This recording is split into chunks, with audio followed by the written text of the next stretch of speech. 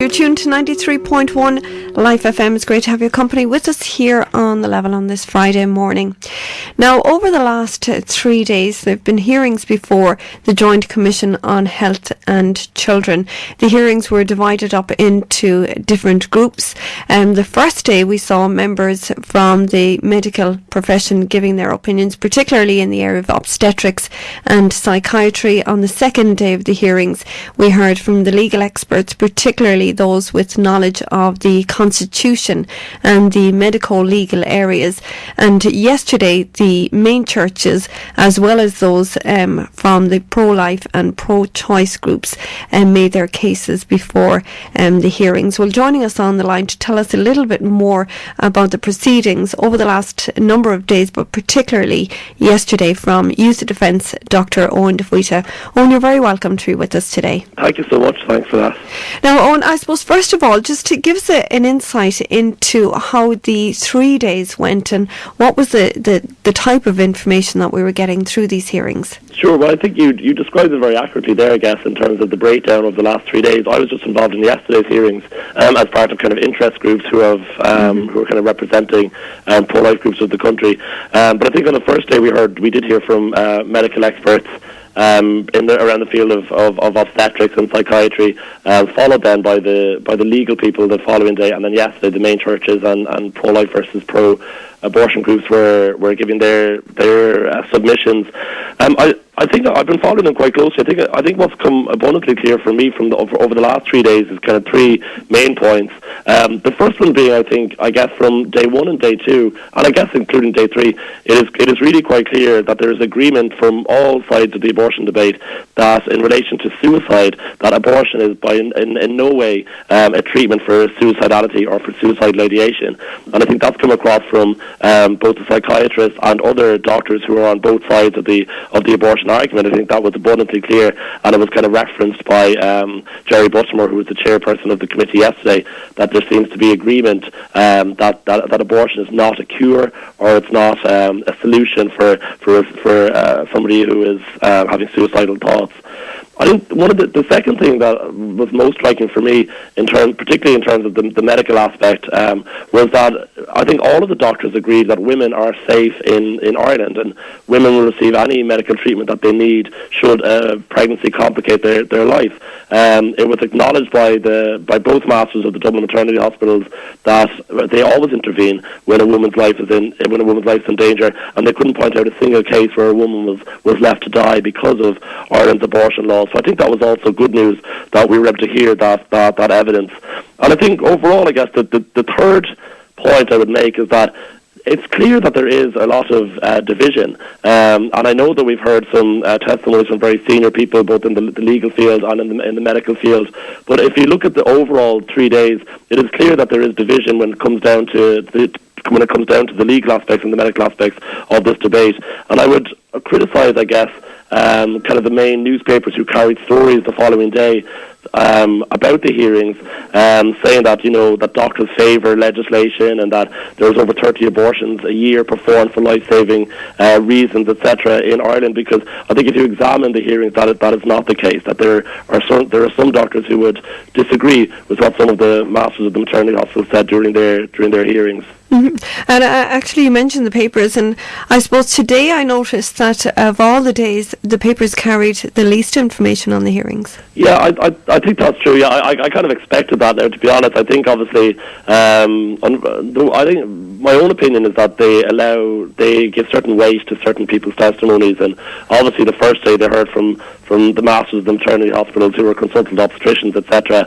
And I think that they would have they would take on board a lot of what they say. And then again the next day with the legal experts, it was interesting to note that the Bar Society kind of pulled out of their submission because they could not get agreement from the members in what they were going to say in their submission.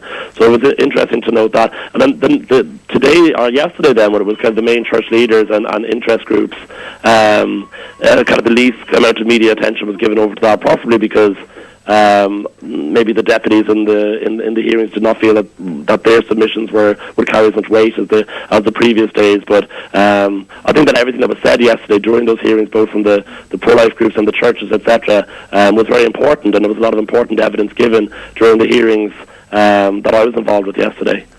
Oh, and do you think that there's a lot of confusion out there among the public as to what exactly this legislation will mean?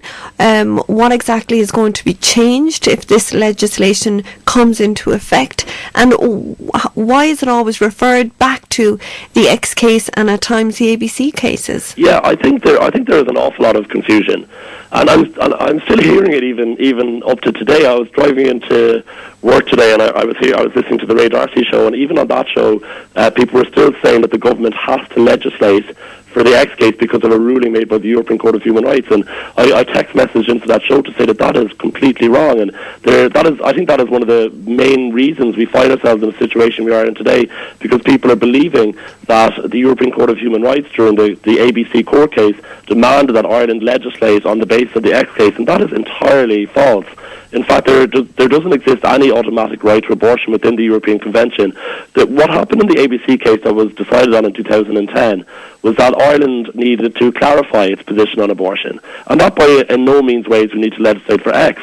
I think if there needs to be clarification, or if there needs to be more transparency within medical council guidelines, or if the doctors need more clarification about what they are allowed to do or what they're not allowed to do within medicine, we can achieve that without legislating on the X case.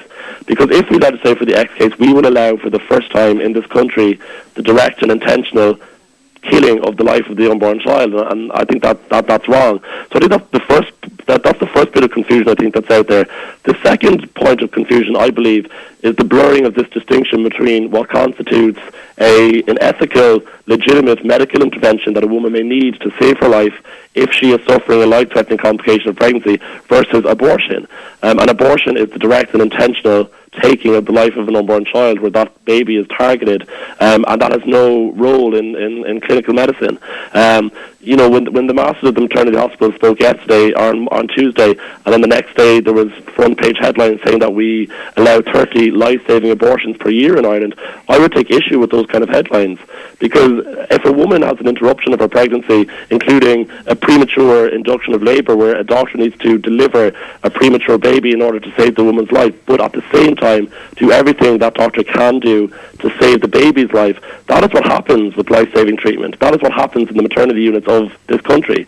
And that is extremely different to abortion, where an abortionist will deliberately take the life of an unborn child by destroying the fetus in the womb.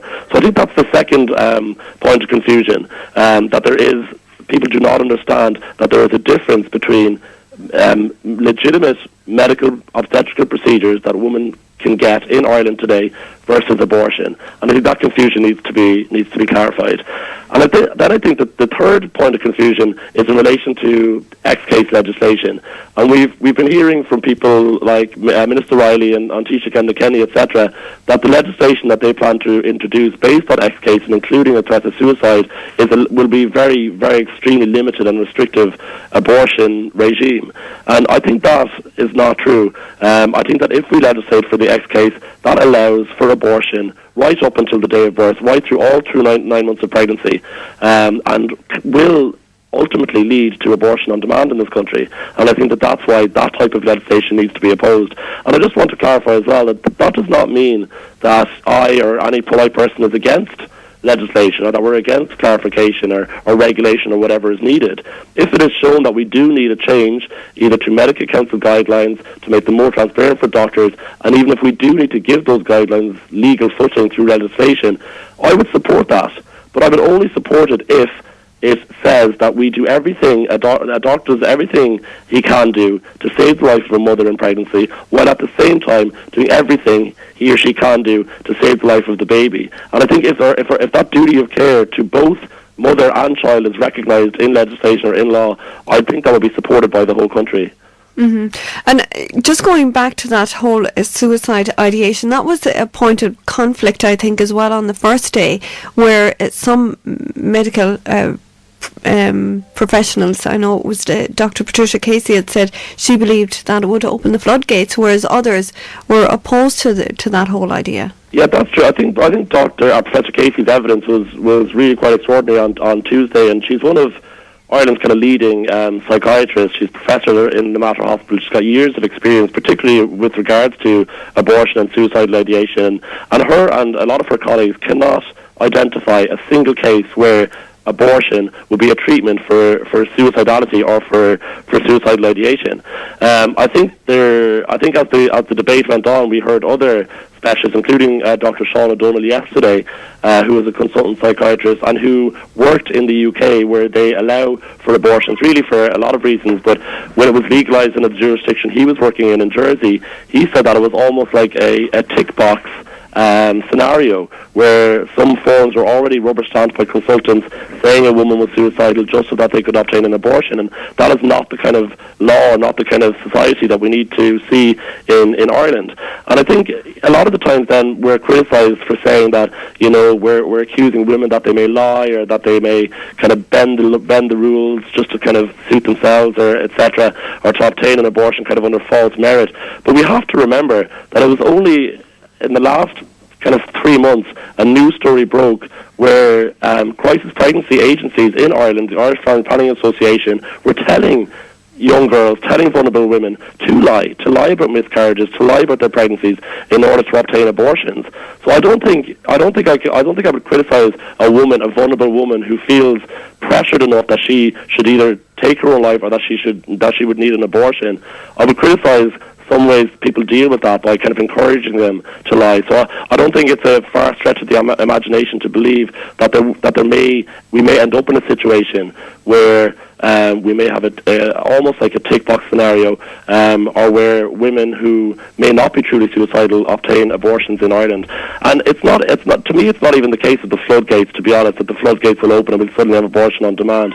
Even if one woman in Ireland obtains an abortion here on the grounds of suicide, that means for the very first time in this country, an unborn child's life will be brutally destroyed directly with no medical indication for it.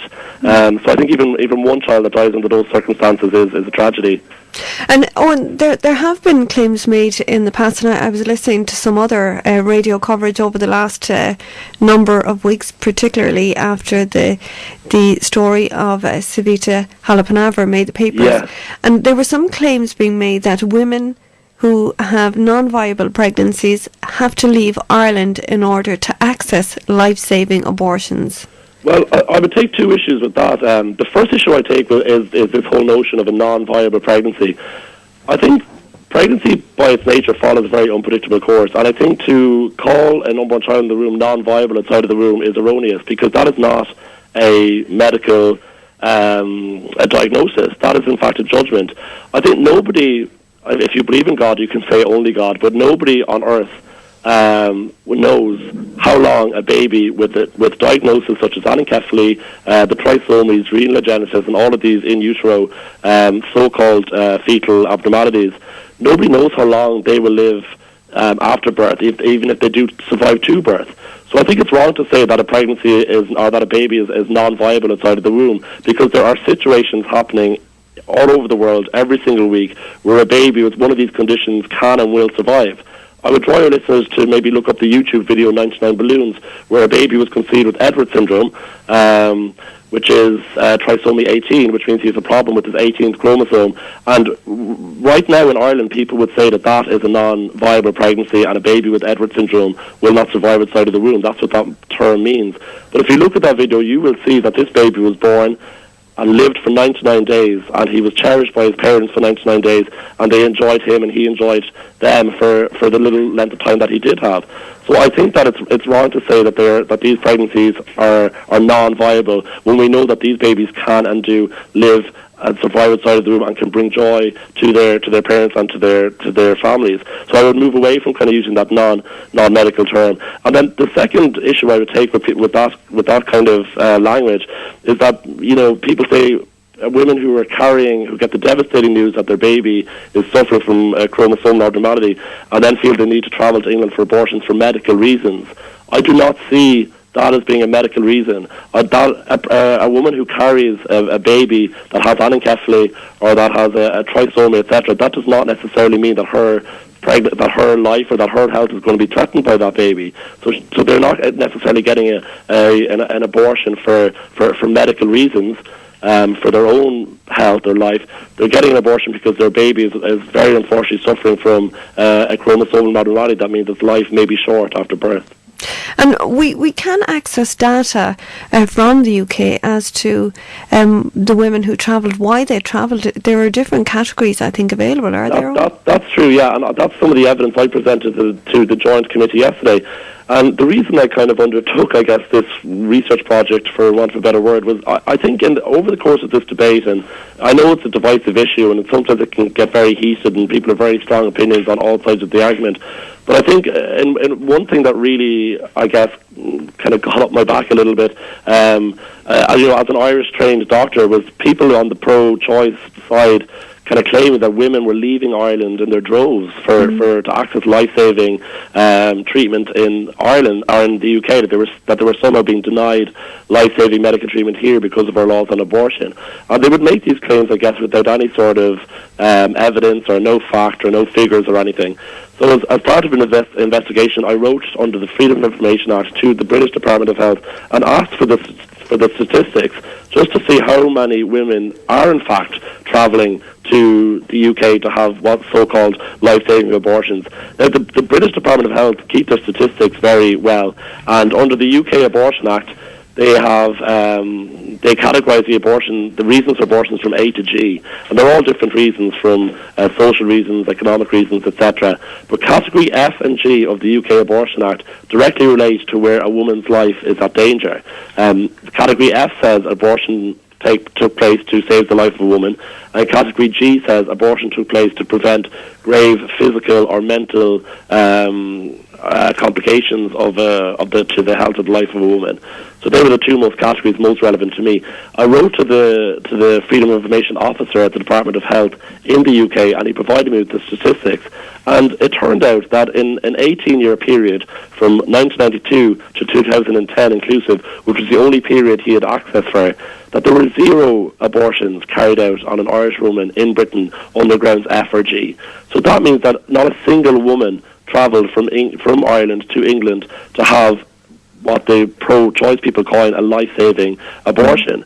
This information is freely available. Anybody could go and do a Freedom of Information request, such as I did, to get this information. And I think that means the reason the number is 0 is because women get whatever obstetrical care that they need in this country in order to save their life, and that's just a fact. Ireland has one of the highest standards of maternal health care in the entire world. We have one of the lowest rates of maternal mortality or maternal death in the entire world. So it's an absolute myth to say that we are somehow compromising or jeopardising women's lives here because of our ban on abortion, and it's equally untrue to say that women are travelling abroad to access so-called life-saving abortions, because the figures speak for themselves. And we either believe these statistics or we don't believe them. And I think the UK abortion figures are something that the pro-choice lobby constantly remind us of. So we either believe them or we don't. And in this situation, I do believe that not a single woman travelled to England in this period to have an abortion because her life was threatened and she was denied treatment here. I suppose one of the story really that kick-started these hearings was, we mentioned it just a couple of moments ago, the death of Savita Halappanavar, and we just mentioned earlier about a lot of confusion out there, and I think people are still confused about that whole story because there were, I suppose, such shocking headlines that made the papers at the time, and people have taken those on board and maybe left the story lie with them at that. You know, the headlines saying "woman denied abortion dies in hospital." Yeah, I think you're right. I think there's a lot of confusion arose in the wake of the tragic death of Savita Halappanavar in Galway. And I think the fault of that, I believe, lies squarely with the Irish Times and the Irish media, who initially broke the story in such a way as to suggest that she died because she was denied an abortion in Galway Hospital. I think that was then picked up by the international press, and it just went global within one day. And I thought the headlines were just extraordinary, to say such things like Ireland tortures and kills, pregnant Indian lady, Ireland murders Indian dentist. These were the kind of headlines that we were seeing all across the world, and we were being our excellent record of maternal health care was being brought into disrepute. And I thought it was extremely the most fair thing I can say was that it was very premature of the papers and the Irish Times to carry such headlines when we are still today waiting the facts of that case. We still do not have the results of the inquiry to know exactly the circumstances surrounding the death of Faoite Halappanavar. But what we do know, one of the only facts we do know about the case, which sometimes gets lost in the hysteria of the reporting, is that unfortunately this lady died from E. coli, ESBL, septicemia. And that means that there was a bacteria growing in her blood, a very resistant strain of bacteria of E. coli that is very resistant to a lot of antibiotics, and sometimes we may start antibiotics and they may not be the correct treatment for this type of E. coli, and we need to get the right antibiotic care or treatment for this type of E. coli. But we do know that is what caused her death. That it was E. coli septicemia, which is a blood poisoned by bacteria, that caused this young lady to lose her life. The treatment for E. coli or any septicemia is high dose intravenous antibiotics, where you deliver antibiotics through the veins of a patient. That is the treatment for that. The treatment for that is not abortion. So this case, I believe, has very little or nothing at all to do with abortion. The only fact of the case we do know is that this lady developed this infection and she lost her life to it. And septicemia is a very serious disorder. It can creep up on somebody in hospital very subtly. It may take a while to even diagnose it, and it does take a while to treat it. And a lot of the times people may end up fighting for their lives because of this type of blood poisoning. And septicemia is something that happens all over the world in some of the best clinical institutions of the world. And it's also interesting to note that people have died from E. coli, from this type of septicemia, even post-abortion. But we don't hear the media carrying the stories of like there was a tragic case of a young girl within the past 12 months who died post-abortion in England because of developing the very same type of infection. So to suggest that this is somehow related to a ban on abortion or a lack of abortion services in Ireland, I think is dishonest reporting. And I would urge the papers and everyone to just await the results of the inquiry into the death of Miss Halappanavar, so that we will know exactly the circumstances surrounding her death. But to realise that this lady died from blood poisoning, and we are unsure, number one, when she developed the blood poisoning, whether she had it before or after she was admitted to hospital, and the source of her infection. And if the source of her infection was not coming from her uterus or her placenta, which I, for one, would be surprised if it was, because it's not the type of bug that would generally grow in a woman's reproductive tract. If it's shown that it's not coming from her uterus, then I don't see any reason that her uterus would need to be emptied through an abortion. And just in relation to the point and the legislation, do you think that there is enough clarity amongst doctors on when they can intervene in a pregnancy? Personally, I think that there is. I think that the Medical Council guidelines are crystal clear when it comes to intervening in matters of life-threatening complications of pregnancy. In the wake of the death of Faoite Halappanavar, Professor Fionnuala McAuliffe, who is the chairwoman of the Institute of Obstetricians and Gynecologists, who guides all of the obstetricians in the country, she said that doctors are free to intervene, and they know that they're free to intervene if a woman develops a life-threatening complication of pregnancy. And her comments were echoed by Sam Coulter-Smith, who's the master of the Rotunda Hospital, that there appears to be no confusion amongst doctors about when they are allowed or not allowed to intervene. But that being said, that is my opinion, and I find the Medical Council's ethical guidelines very clear. But as I said before, if it is shown through debate and discussion or hearings that there is an element of confusion amongst doctors, and they want more clarity and they want more legal footing for them to know that they are free to treat women with life-threatening complications by prematurely delivering a baby, if that is what's needed, that they are free to do that in this country. And if they want more clarity through legislation or through regulation or through revisiting the Medical Council's ethical guidelines, that is something that I wouldn't oppose. I would support any piece of legislation that would protect women's lives in this country, while at the same time knowing that we have a duty of care to unborn children. And I think that's the beauty of Ireland at the moment, because of our laws. We know that if a woman has a complication of pregnancy and requires the pregnancy to be ended, that the doctor can do that, but he also has to do whatever he or she can do to save the life of the baby. And I think that is the kind of medical ethics that we need to realise. And I think after the hearings, when we had newspaper reports claiming that there were 30 so-called life-saving abortions per year in Ireland, I think that is dishonest reporting. We need to look at what those cases really are. For example, regular birth is a termination of pregnancy. An emergency cesarean section is a termination of pregnancy. A premature induction of labour is a termination of pregnancy. But none of these are abortions. Abortion is where an abortionist goes in and deliberately destroys the life of the unborn child in the womb.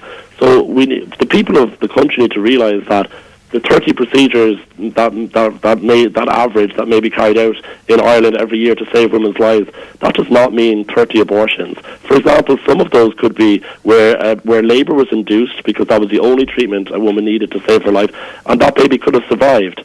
And that baby, because of our expert care of obstetricians and neonatologists in the country, that baby could have survived and lived healthy.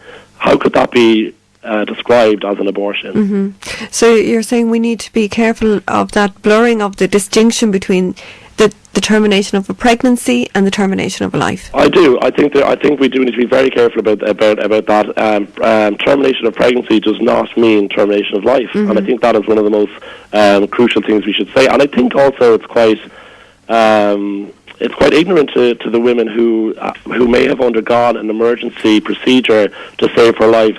So maybe sometimes the baby was too premature to survive, maybe sometimes the baby did survive, but to have their treatments that they needed described as abortion, which is the direct and intentional taking the life of the unborn child, I think is wrong. And I think during the hearings, Dr. Sam Coulter-Smith, the Master of the Rotunda, cautioned how we use our language, because women need to know that when they undergo these procedures that they're getting a life-saving treatment and they're not getting a direct abortion. And I suppose just talking about treatment for women and maternal treatment, I know there was a lot of fear raised that Ireland was somehow an unsafe country for women to have babies. What is the maternal death rate in Ireland as opposed to other countries? Our maternal death rate is about 5 deaths per 100,000 births, which is extremely low. In 2005, we were ranked number 1, the safest place in the world for a woman to have a baby, because our maternal death rate was the lowest in the entire world. If you equate that to you could equate it to our closest neighbour, England, which currently has 3 times the maternal death rate Ireland has, and that is a country that has access to legal abortion. You could compare it to India, for example, that has over 30 times Ireland's maternal death rate.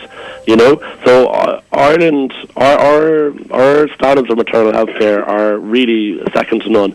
We have excellent obstetricians, we have excellent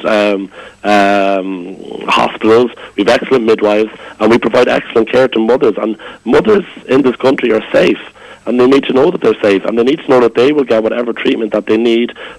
And are hurled into an adventure.